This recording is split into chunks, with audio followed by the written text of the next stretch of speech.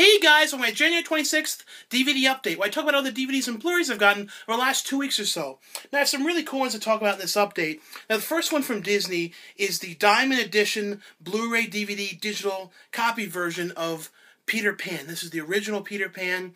Well, I know that, there was Peter Pan and stuff like that before that, but when I think of Peter Pan, like that story, I always think of this, then I think of Hook, the Robin Williams one, which is kind of like a sequel, technically, to it. But, this is the classic Disney one. Now, what I want to first talk about, too, is with Disney, they always do such an amazing job with remastering these movies. When you watch, the animation of these things, it's amazing how it really looks like it was animated today. I mean, although today, they don't have hand-drawn animation very much anymore. But there's something about, especially the early Disney animation, with the backgrounds and all that, which was just so cool. And, there's you always know it's a Disney film. If you haven't seen the Peter Pan film, it's about three kids, Wendy and her two brothers, and, they kind of are having a fight with the father at night, and the father wants Wendy to move out of the nursery and, into her own room, and they want her to grow up, and, Peter Pan comes to get them because Peter Pan's shadow was trapped and captured by Wendy, so then they end up going, to Neverland. Yeah, I think that's right, Neverland. And, with Captain Hook there and all that stuff, it's like, them flying there. And the whole thing is about, about not wanting to grow up, and the Lost Boys on Neverland that, are all, if they would have left, they would be grown-ups. But, they stay there because they don't want to grow up. And, that's the main thing. And Captain Hook is, the enemy of Peter Pan. And, he's always trying to capture Peter Pan. And Tinkerbell likes Peter Pan, but Peter Pan's starting to like Wendy. But, that's the main story. But the thing I really want to talk about with this is the amazing job that how well Disney continuously does with remastering their old movies and making something that is, pretty much 60 years old look brand new, which is amazing how how the animation holds up. This also on here has a pretty cool documentary on here about the original, I think it's the original 9. It was like the people that worked with Walt during the early days of Disney animation, and these 9 people that all worked together, on all of the classic Disney animated films. So a documentary talking to the children of them that are, all grown up now, about what it's like, having their parents be animators for Disney and things like that. It also has some new, deleted scenes that they kind of put together by using the storyboards and a new ending. This is a great version, though. Really did a great job remastering this one. And the next one I got from Summon Entertainment is The Perks of Being a Wallflower. This is a really good one. This is about a kid that's starting his first year of high school, and he's had all kinds of, depression and, problems in his past because his best friend recently killed himself, and, he was in the hospital over it and going through a really rough time. And that was pretty much his only friend, was this kid that had killed himself. And he goes to high school, and people are picking on him. They're giving him all kinds of crap. And he doesn't have any friends at all. And he ends up meeting Emma Watson's character, and I don't know how to say his name, that Ezra Miller, I think Ezra Miller's character, and they become friends. And they're seniors, and, it's kind of, right away, too, that, he's becoming friends with these kids that are older, and they're going to be leaving next year. So the movie has the kind of thing about, him finally making some friends, yet at the same time he has a very troubled past. Something happened with his aunt, and he holds himself or feels responsible for this thing. And, he's just always kind of worried that he's going to go back to the dark time that he was, and, any second he's going to be the way he used to be. But, he meets these kids that pretty much help him, and I really like the Ezra character, the actor, he was in, when you talk about Kevin, he did a really good job in that one. He was really good in this one. Emma Watson did a very good job, too, doing an American accent. She really did pull it off, I thought. I mean, there's 1 or 2 times, but, it kind of came out a little bit. But, she did very well. But, it's the movie, though, about him, and the relationships, and, he starts to like Emma Watson. but she had, Emma Watson's character, but she has a boyfriend, so it's a real awkward thing, and it's all set to during I'm pretty sure it was like the early 90s, so it all deals with like the music's then, and, kind of like their lives through songs and things like that. I like the sequences too when they would go to the Rocky Horror Picture Show, and the one guy would, they would do like the reenactment while it's going on. But I really enjoyed this one. This is a really good, coming of age, high school movie. And, Tom Savini's actually in this he's only in it for a little bit, but he plays a shop teacher, and I thought that was kind of cool they got him to be in this. The next one is from Summit Entertainment as well, and it's Alex Cross. Now this is kind of the prequel, or the prequel with the Alex Cross character, who was played by Morgan Freeman in, I think was it Kiss the Girls? Or, I can't remember the names of them. I don't know if I ever saw them. I'm pretty sure I saw them like years ago. Can't remember the exact name of what they were.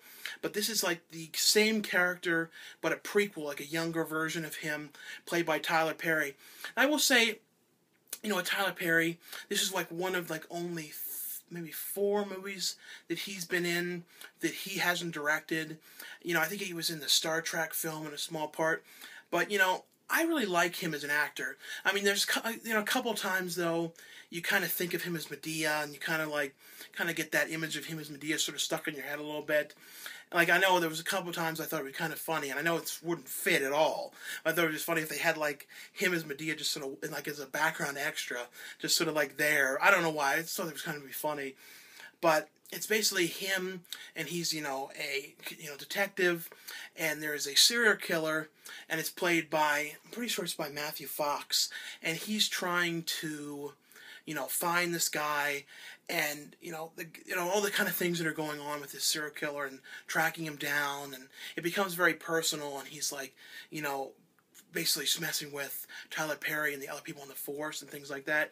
I really did think I actually liked this. I mean, it's not a perfect movie, but I do like Tyler Perry, and I really would like to see him do more of these kind of, different types of movies. And I do like the Medea movies. I mean, they're not like perfect movies, but I like that character. I think I always kind of like, people in drag movies and things like that. And he's kind of funny, in those, but I like this. The next one is from Magnolia Entertainment. This one I was really looking forward to seeing. It's Patrice O'Neal's last film, and I think he finished this like right before he died. And I was really sad about him dying, because I like him as an actor. I wish he would have got to do more movies. But the movie stars Patton Oswalt and Johnny Knoxville, and it's Patton Oswalt is this kind of a Boy Scout leader, and his father was a Boy Scout leader, head of the Boy Scout troop, and his father's in a wheelchair now, very old. And when his father was dealing with the Boy Scouts, he had a huge troop and all these kids. Patton Oswalt has 4 kids. They don't really care about it. Their parents don't like the idea of them going on a sleepover at night, because that's the plan, is they're going to go camping out in the woods.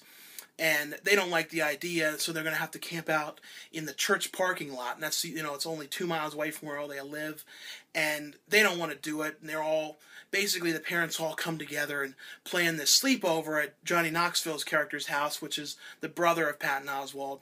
So Patton Oswalt's real depressed and wants to take his father out with the kids and give him one great overnight trip again.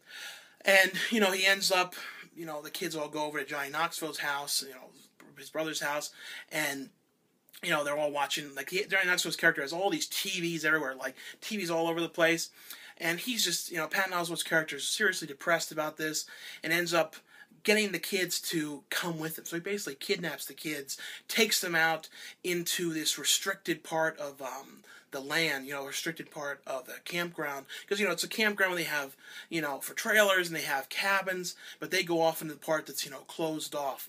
So it's them going off. Then Johnny Knoxville's character finds out they're all missing.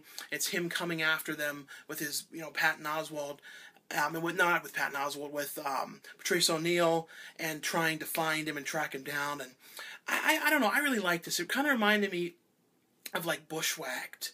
A little bit like Bushwhacked, but it has like real raunchy kind of humor it's one of those kind of movies where it's like, saying a lot of dirty words, and like it's like one of those kind of ones, like kind of to be weirdly shocking. And I don't know, I like this one. I like these kind of weird movies. It's not for everybody, but if you like camping movies and you like, it also feels like a movie like in like the late 80s.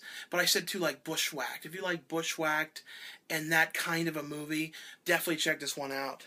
The next one I got from Magnolia is Jack and Diane, starring Juno Temple and Riley Keough, I believe that's how you say it, who is in The Good Doctor. Both of them have been in a lot of stuff lately. Juno Temple's been in a ton of stuff. Little Birds. There's a couple ones, I'm just trying to remember the names, like Dirty Girl, like a whole bunch of stuff. She's doing really great lately. She's in The Dark Knight. I think she's a very strong actress.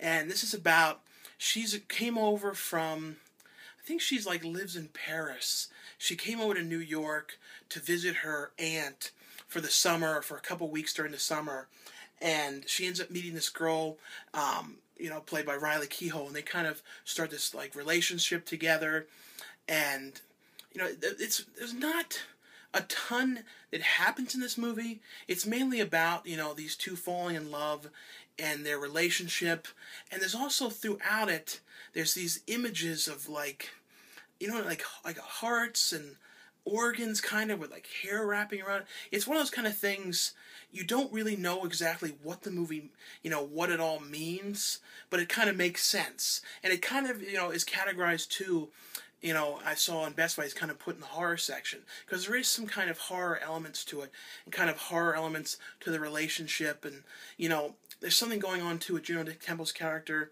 and she's always having nosebleeds, but like I said, it's basically, though, about their relationship, and Juno Temple is getting ready to go back to France, and it's kind of puts a strain on the relationship and what's going to happen between these two. I really found myself really liking this one. Like I said, it's a total character piece about these two. It's about, early love between these characters. I liked it, but like I said, there's not a ton to it. It's really just a character study, but I thought, well done. But it is kind of weird, like you don't really know what's going on.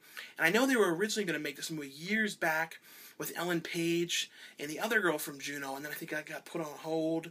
And I don't know the whole story behind it, but I was reading it was like supposed to be made in like 2006 or 2007. But I like the cast that they picked in this. And the next one I got from Magnolia as well is Nobody Walks. This is about a guy who's a sound editor. He does like a lot of kind of indie films, and he's just getting ready to do a big Hollywood film, his first like big studio film. And a friend of his wife's friend or something, has come to try and get him to help with, she made this film that's going to play at a gallery.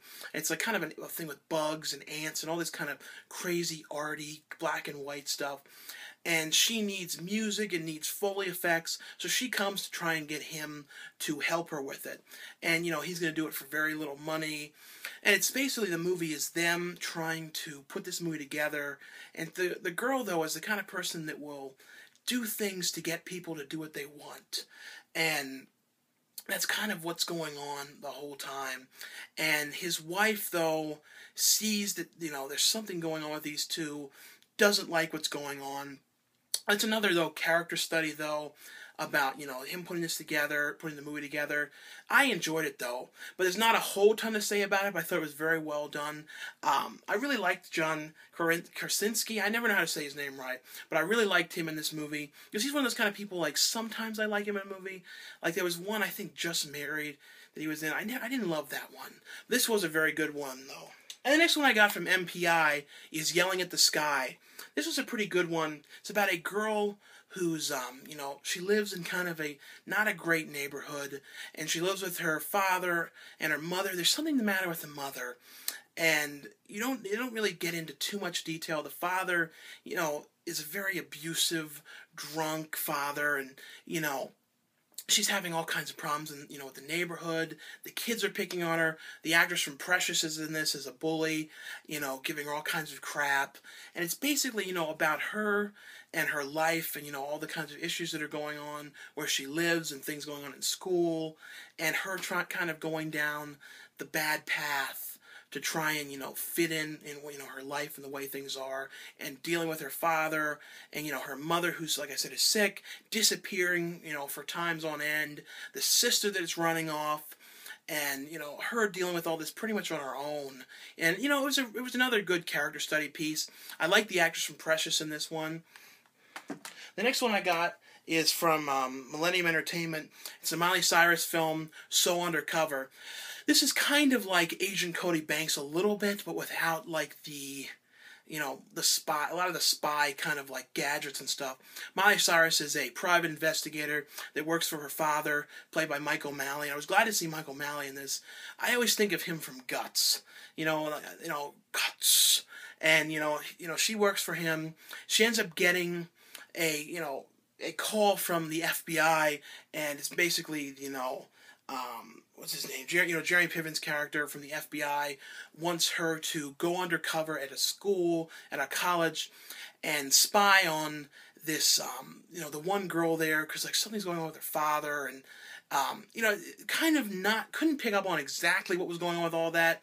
The thing about her going undercover is, normally in movies like this, it would be a girl that's like too old trying to go undercover, or it'd be like Sorority Boys where it was like guys going undercover in the sorority as girls and that kind of stuff. But this was like, she's like a 19, 20-year-old girl going undercover in the college trying to get information. And, that's the only thing about it was like, it didn't have that aspect to it, or like other ones like, She's the Man with Amanda Bynes playing the, the brother, dressing like the boy and all that. I mean, that kind of stuff, it was missing that aspect. I think like if it was almost like if it was Miley Cyrus now with her current look, maybe it would have even looked a little more realistic, because then she has to kind of get herself to be like a sorority girl and all that. But I didn't dislike it though. Kelly Osbourne was in it. I thought Kelly Osbourne did a good job in it.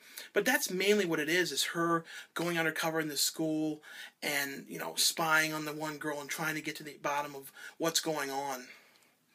The next one I got, and I really wanted to watch this because it's written by my friend Jose Prendes, who is the writer and director of Haunting of Whaley House, one of the movies for Asylum which I'm in. And this movie is Hansel and Gretel, and it's kind of the dark take on Hansel and Gretel. And it's about, the main Hansel and Gretel story. But in this one, Hansel and Gretel work for Dee Wallace's character at this kind of like food fact, like a kind of like, it's called like a gingerbread house, and she serves like meat pies and candies and cakes and things like that. And, Hansel and Gretel's parents, just like the original, are, the father, the mother's gone, and the father's getting married to this way younger woman, and, Hansel's real upset about this, runs off into the woods, Gretel goes after them. They end up, coming across the, gingerbread house, but it's just a regular house, though. And they come across the house, and it's, Dee Wallace Stone's house, or Dee Wallace's character's house. So then you figure out that Dee Wallace is the witch. And it's, the same kind of classic Hansel and Gretel story, only gorier, with Hansel getting taken captive and Gretel, and then trying to get away and that kind of thing. I really enjoyed it, though. It's a dark, there really hasn't been a, real adult Hansel and Gretel movie, except for Freeway 2, which really, is just kind of the kind of idea of Hansel and Gretel, the sort of story, but not exactly. But, when I think of Hansel and Gretel, though, I always think of Canon Video Tales. As a kid, I watched that one, the 80s movie one, so many times, Raise your hands and clap, clap, clap. Point your toes and tap, tap, tap. Left and right. Yeah, well, some people might remember that. But the next one from Sony is Lake Placid, the final chapter, which this is the fourth of the Lake Placid films. And this one, I really wanted to see this one because Robert Englund was in it. And, I saw him in one point. I'm like, oh no, is he done? But he comes back and he's like in the whole last act of this movie. But, it's about the same town where, in the original, Betty White's character had these alligators that she was feeding, or crocodiles that she was feeding, and they got big and got loose in the lake. And this one is, opens with a group of people trying to capture the crocodiles, and the lake is all closed off to the public. And there's a camping, overnight camp out in one of the lakes, but on the safe side of the lake. But the guy is, the bus driver is screwing around on his phone, looking at this woman like stripping on his phone. Kind of reminded me of like Chris Farley is the bus driver in, Billy Madison. kind of like that kind of a guy, bus driver. But he's screwing on his phone, not paying attention, ends up driving into the restricted area. So all the kids end up in the area with the crocodile or alligator, whatever it exactly is. But, they end up in that area and, end up getting killed off one by one. And Robert Englund is the guy who's trying to, I think he's trying to get the alligators and, sell them or make big money off of them or get their eggs or something like that. I always loved Robert Englund. He was really good in this. It's a fun, people getting attacked by the alligator. I enjoyed this one. The next one from Sony is The Seven Psychopaths. This is a really funny black comedy. Another one kind of like Very Bad Things humor. And it's about Colin Farrell's character, who's a screenwriter who's trying to put together this movie called Seven Psychopaths. And he's having a hell of a time getting the script done. His friend is Sam Rockwell, who's a struggling actor. And Sam Rockwell and Christopher Walken's character on the side steal dogs from rich people and, collect the reward. So they, look for the signs and bring the dogs back and get all this money. And that's kind of how they make a living. Sam Rockwell's character ends up coming up with the idea of like them holding almost auditions to meet psychopaths, and that kind of thing's going on. Yet at the same time, Sam Rockwell's character ends up stealing a dog from Woody Harrelson's character, who's like the head of this crime thing, and Woody Harrelson's character is coming after him, and it's all the things that are going on. There's some great scenes with them out in, with Christopher Walken, who's great in this, out in the desert, and like these scenes that go on and on, like talking about all this crazy stuff out in the desert. I really enjoyed this one, but it's one of those kind of really weird, like I love the sequences too when they're talking about, the movie that, the actual movie that he's writing and kind of showing what it's going to look like and things like that.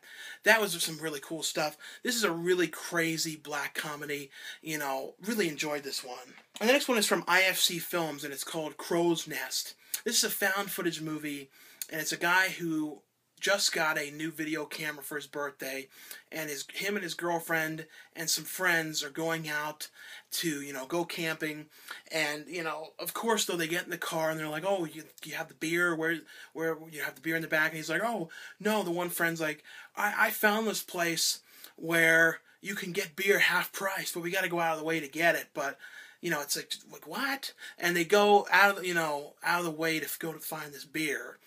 And, it's not a good idea. So they go out there and it's like they find this kind of like old Western town. Like it looks almost like an old Western set or something from movies or something that was kind of like abandoned and like just sort of left alone. But they find this thing and it's called Crow's Nest. It's the area where the beer is.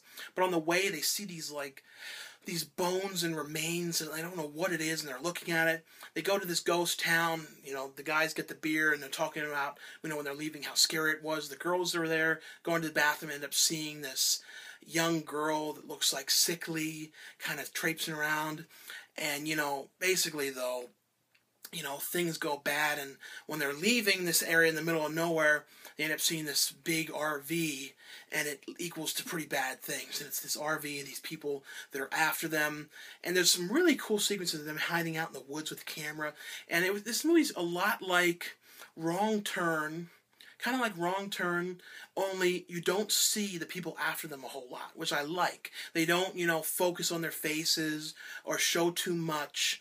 And that's kind of the downfall of some of those movies when they're showing too much. It kind of keeps this pretty creepy because you don't know what's going on.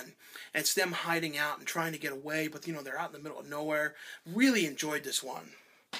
The next one is from E1, and it's Femme Fatales, which is an anthology series that was on Showtime. I think it might still be on.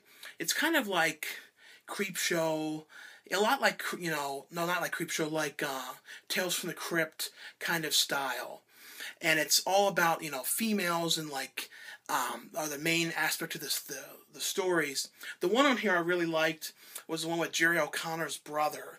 I think Charlie O'Connor and him, and this guy that kind of looked like, Cut It Out from Home, Full House, and they're kind of these pervy camera guys that are going to the sorority to kind of film like these girls going wild type videos, and what ends up happening to them there.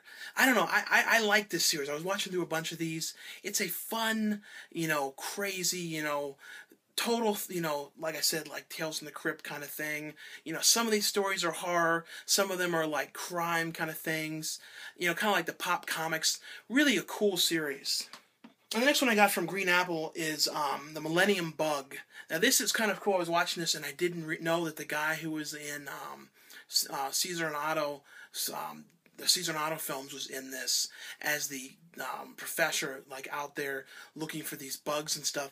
But it's about a family, it takes place during Y2K, right when, the times are going to change and everyone's kind of worried about, what's going to happen to the world. So they're out there going camping, to try and, if things do melt down, they're out, together, out in the woods, but it's a bad decision being out there because there's this family of these crazy cannibals, over the top, like crazy gore, but these cannibals are like crazy. And, of course, they end up stumbling across the family and all hell breaks loose. And there's, this movie, advertised itself too as having no CGI. So it's all puppet work and crazy gore effects. Really did like it. I thought some of it too was reminding me of like, Dinosaurs. The classic Disney show Dinosaurs. It was kind of like that a little bit with some of the effects. It was like green screen and put in and like lots of miniatures of the cabins and stuff. It was cool though. I liked it. And at the same time though, there's something under the ground, these bug things. It was a fun, weird, over-the-top, crazy movie. Now the last ones I got from Comedy Central are comedy specials. Chris Hardrick, Mandroid, and Amy Schumer, mostly sex stuff. Now I really like Amy Schumer. She was mainly from the Comedy Central roast, and I think this is her first ever comedy special. She has kind of like similar to Sarah Silverman humor, and this also has on here the uncut roast performances with her talking, roasting Charlie Sheen and roasting Roseanne Barr. She's only been on the last couple roasts, but I think she's pretty good. I like that kind of mean-spirited kind of humor, and she does it very well. But anyway, though, thanks a lot for watching, and I'll see you guys later.